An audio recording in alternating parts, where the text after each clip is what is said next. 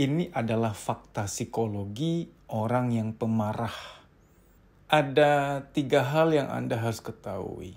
1, orang bisa menjadi pemarah karena adanya peniruan, copying, menyalin, meniru. Ada seseorang di rumahnya, di keluarganya, baik di masa kecil, masa remaja, masa pemuda-pemudi, atau masa dewasa, yang mempertunjukkan kemarahan-kemarahan yang gak rasional. Karena alam bawah sadar itu secara alamiah meniru, menyalin, menyerap, absorb. Yang kedua, orang bisa pemarah karena ada kekecewaan terpendam, kemarahan terpendam, luka batin terpendam. Dia nggak selesaikan, dia berharap waktu menyelesaikan, dia berharap waktu menyembuhkan, padahal nggak sembuh.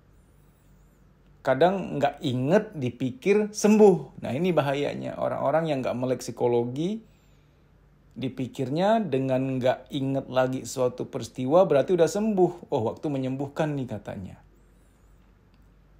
Padahal memori jangka pendek dan memori jangka panjang berbeda. Pikiran sadar dan pikiran bawah sadar beda. Dan sering nggak akur. Contoh, orang yang mengaku, aku kayaknya nggak benci sama orang tua, aku nggak marah, nggak ada kesel gimana-gimana. Tapi ketika di hipnoterapi bisa jadi alam bawah sadarnya berbeda, bisa teriak-teriak, bisa marah-marah tentang ibu, tentang ayah. Pikiran sadar dan alam bawah sadar sering nggak akur datanya. Pikiran berkata apa, alam bawah sadar berkata apa. Supaya gampang ginilah, orang-orang yang merokok itu tahu kok nggak boleh merokok, nggak baik, mereka tahu, di taraf pikiran mereka tahu.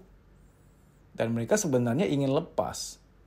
Tapi setiap kali mau lepas ya berat, dari alam bawah sadar seperti ada adiksi, seperti ada program. Kalau nggak ngerokok ada yang kurang nih. Habis makan kalau nggak ngerokok kayaknya nggak enak nih, asem mulutnya, nggak nyaman di mulut. Itu kan alam bawah sadar semua tuh.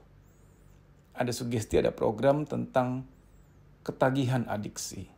Sama seperti seorang istri yang pernah diselingkuhi, dihianati, walaupun pikirannya tahu bahwa suaminya udah berubah, udah insaf, udah nggak gitu lagi, udah sekian belas tahun udah nggak gitu lagi. Tapi kalau dia masih ada luka batin, masih ada trauma diselingkuhi, belum diterapi, maka di alam bawah sadarnya masih menyimpan kekecewaan terpendam, kemarahan terpendam. Sehingga seringkali pasca perselingkuhan, pernikahan sudah nggak baik-baik saja. Walaupun istri mau memaafkan, ingin memaafkan. Kan sekedar ingin, sekedar mau, sekedar niat. Beda di alam bawah sadar. Banyak loh kisah-kisah laki-laki yang sudah selingkuh, ya udah. Istrinya udah nggak deket-deket gimana lagi, udah nggak sehangat dulu. Bahkan banyak wanita mengaku bahwa udah nggak bisa melayani seks kepada suaminya karena merasa jijik. Merasa, itu apa? Silakan Anda tanya ke orang-orang yang pernah mengalami. Benar nggak curhatan-curhatan yang pernah saya terima itu? Sehingga terbukti pikiran dan alam bawah sadar berbeda. Faktor kedua ini bahwa orang bisa pemarah karena ada luka batin terpendam. Kekecewaan terpendam di alam bawah sadar. Membuat tanpa sadar, dia menjadi pemarah. Ada letupan-letupan emosi. Karena ada luka yang belum selesai. Kita kan gitu tuh, marah sama siapa, tumpahnya ke siapa. Kita sebenarnya kecewa dan marah kepada seseorang di masa lalu kita. Tapi tumpahnya ke siapa? Ke pasangan, ke anak, ke rekan-rekan kantor. Yang mereka tuh gak salah-salah amat sebenarnya. Mereka salah cuma 2, Anda marahnya 10. Ini 8 nih untuk seseorang di masa lalu nih. Ini PR masa lalu yang gak selesai nih, PR emosi. Nah yang ketiga, faktor tidak bisanya berkomunikasi dengan baik, kurang bijaksana, kurang luwes, people skill yang kurang, communication skill yang kurang. Orang kadang gampang marah karena dia nggak menguasai ilmu komunikasi, social skillnya kurang. Sehingga dia menggunakan marahnya untuk menguasai keadaan supaya ditakuti, supaya orang gentar dengan cara marah. Makanya ada istilah orang yang sabar tuh orang yang elegan, orang yang hebat, karena bisa menguasai diri. Sementara orang yang nggak bisa berbicara baik-baik, memilihnya marah. Padahal bicara baik-baik kan bisa. Berhubung dia nggak sabaran, merasa nggak bisa bicara baik-baik, ya udah pakai marah cara primitif. Kita yang mana? Ayo sama-sama introspeksi diri. Demikian, semoga pemaparan ini bermanfaat. Selagi ada waktu, healing. Ikut soul healing. Selagi ada waktu. Jangan sampai kita membawa PR masa lalu tumpah ke anak, tumpah ke pasangan. Nggak worth it. Pasangan dan anak kita berhak menikmati lembar baru hidup kita. Bukan lembar sejarah, bukan lembar luka. Sampai jumpa. Kamu bisa follow Instagram saya, deddysusanto.pj_official.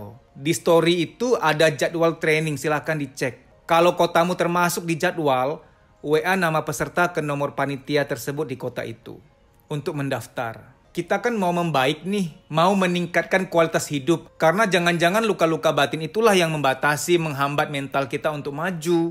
Sehingga mengalami yang namanya menunda pekerjaan, ragu ngambil keputusan, minder, mood swing, tidak sekreatif dulu lagi, negatif thinking, susah tidur, badan gampang capek, ada nyeri-nyeri nggak jelas di pundak, di perut, di dada, di kepala, dan lain-lain sebagainya, psikosomatik. Psikosomatik adalah, psiko itu jiwa, soma itu badan. Psikosomatik artinya ada beban-beban di jiwa, baik yang terpendam maupun yang disadari, ketika secara akumulatif sudah penuh, dia nitip taruh beban di badan. Ada yang nitip taruh beban di kepala, jadilah migrain, rambut rontok, pelupa, insomnia, pikun dini, dan lain-lain sebagainya. Kalau ketombe karena salah sampo ya, beda jurusan itu. Beruah kakak.